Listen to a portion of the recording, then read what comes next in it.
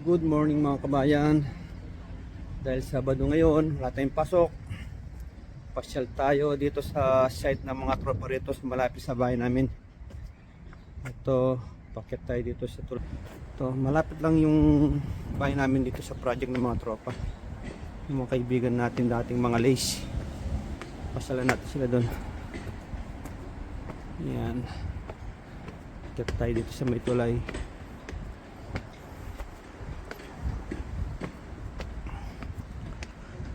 Yan. Maganda rin yung araw. Hindi masyadong mainit. Tapos ayun yung bundok na inakyat ko last week. Yan. Ito nyo. Yan. Tara, punta tayo dun sa construction na ginagawa ng mga kaibigan natin dito.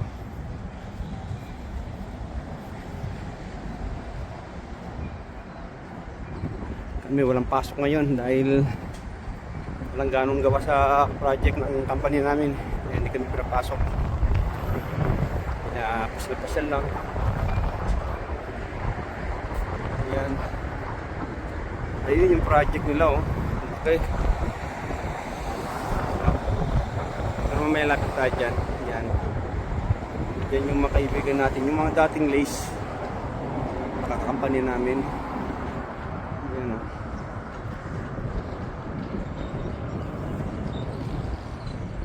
Medyo mahangin mga kabayan. Tara, baba tayo rito. Mamaya punta tayo dito sa Rebel. Tignan natin kung ano may bibili. Pababa na tayo.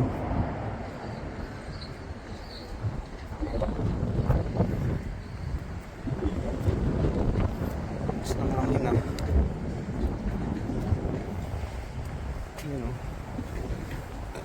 Yan yung masisipag natin mga kababayan. Butok sila, may Sabado sana all. Yan yung project na laki, oh.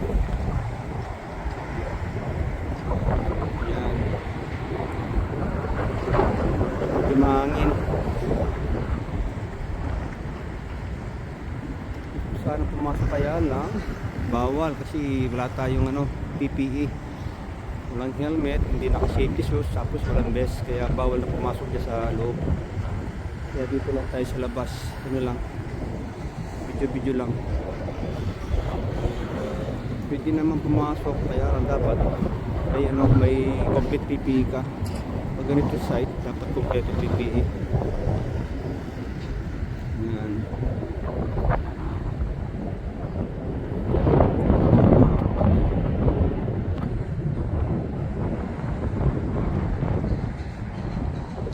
Mamaya pasal tayo dyan. Maraming magbibili dyan, eh.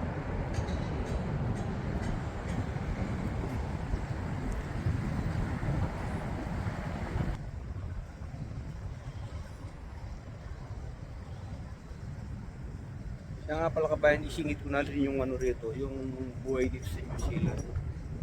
Sa ngayon, recession pa rito ngayon sa amin dito sa New Zealand. So maraming walang trabaho din, maraming napauwi. At kasi nga slow down yung construction ngayon dito. Hindi ko na sasabihin yung mga recruitment agency na nagpauwi ng mga tao rito. Yung isang recruitment agency, siguro more than 300 katao yung pinauwi niya. Kaya kayong mga ibang vlogger na nagkayat na pumunta rito sa New Zealand, sabihin nyo yung totoo. Sana maging tapat kayo sa mga iba nating kababayan. At sa ngayon, mahirap talaga. Mahirap ang trabaho rito. Ang iba nga walang trabaho, pero pinabayaran naman 30 hours a week ng company. Kaya kami maswerte pa rin, kahit paano may project pa rin yung company namin. Tuloy-tuloy pa rin yung trabaho namin, yung oras. Kaya lang, minsan wala Sabado, nakapanginayan dahil sayang din yun, eh. Pandagdag din sa expenses. Kasi actually malataas yung rito, yung cost of living. Sa New Zealand, lalong tumataas yung bilihan. Kaya pag wala Sabado, medyo pangnayan din. Pero wala tayong magagawa dahil ang company yun. Lakas ng hangin. At yung iba nating kababayan, may mga nakapakat pa rito, na walang trabaho. Hirap ngayon dito sa New Zealand. Kaya kayo mga agency dyan sa Pilipinas, huwag muna kayong padala ng tao rito sa Pilipinas, dito sa New Zealand. Kasi nga, walang trabaho. Kawawa lang yung mga kababayan natin Pilipino. Yung iba nga, nabalitaan ko, 2 araw lang pinapunta rito sa New Zealand tapos pinauwi din dahil nga recession. Ayun lang mga kabayan, yung mga nabigay kong tip sa inyo. Sana huwag muna kayong mag-apply dito sa New Zealand ngayon dahil walang garong trabaho. Hirap ang trabaho ngayon dito. Yan. Baba tayo rito para punta tayo doon sa Rebel. Tingin tayo ng mga damit o kung ano man mabili doon.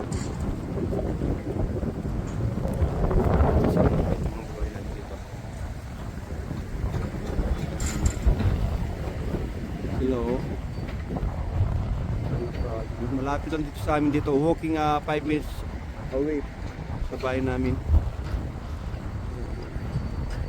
Kung dito yung trabaho ko ay sana malapit lang. Yung trabaho naman namin nasa city sa may New Market.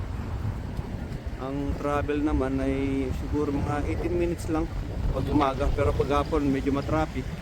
Kaya umabot kami ng minsan 25 minutes, 30 minutes pauwi ng bahay. Pero good na rin yung kasi dati malalayo yung project namin eh. Yun.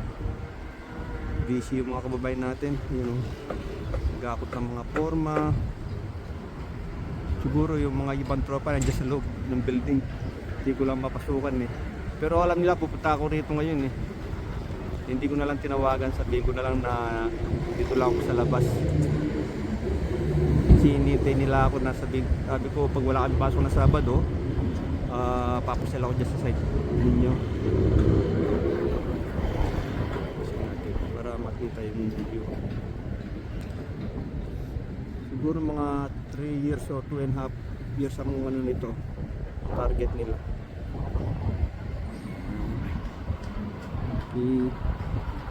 Ikot muna natin camera para makita yung konting view rito sa Auckland. Dito pala sa Auckland.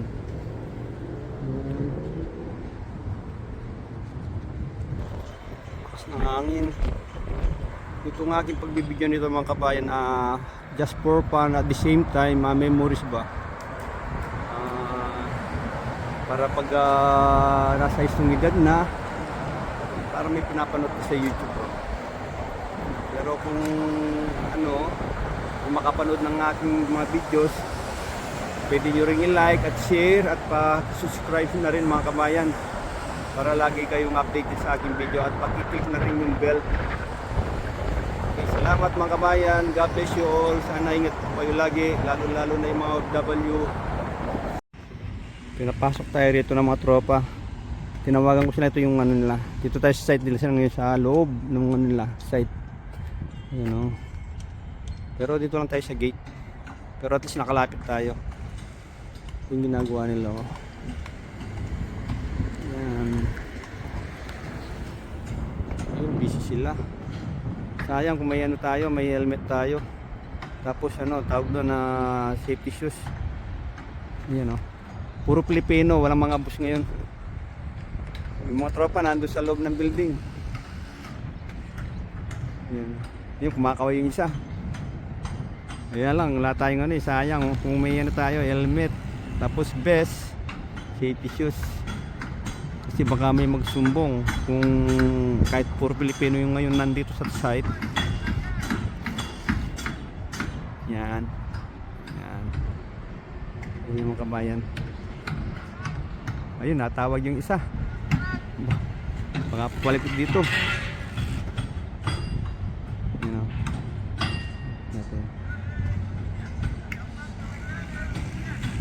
Yan, papunta sila rito. Nakakatuwa naman Yan. Yan na yan sila. Ayan si ano, Christopher. Siya yung ano rin, supervisor. Yan o. Ayan. Ayan si Christopher. Ayan. Siya yung supervisor dito sa Simplicity. Yan. Tapos mamayang hapon may konting party na naman sa mga katropa, birthday. Punta tayo doon sa kanila. Kakumpanya nila si ano naman, si Ma'am Pines. Punta tayo sa bahay nila mamaya. Magipag-birthday tayo. Yan. Ayun yung project nila. Napapasok nila ako, kaya lang siyempre para makaiwas tayo sa ano, alam mo naman, hindi tayo nakakasurado sa mga ibang kultura. Hindi naman ako magsasalita ng ano, tapos siyempre baka may magsumbo sa mga big boss na may pinapasok silang outsider, tapos di pa ako nyo naka-uniform, kaya tama lang dito lang ako sa gate kahit gusto nilang pumasok. Yung lang mga kaibigan, at until next time, bye bye.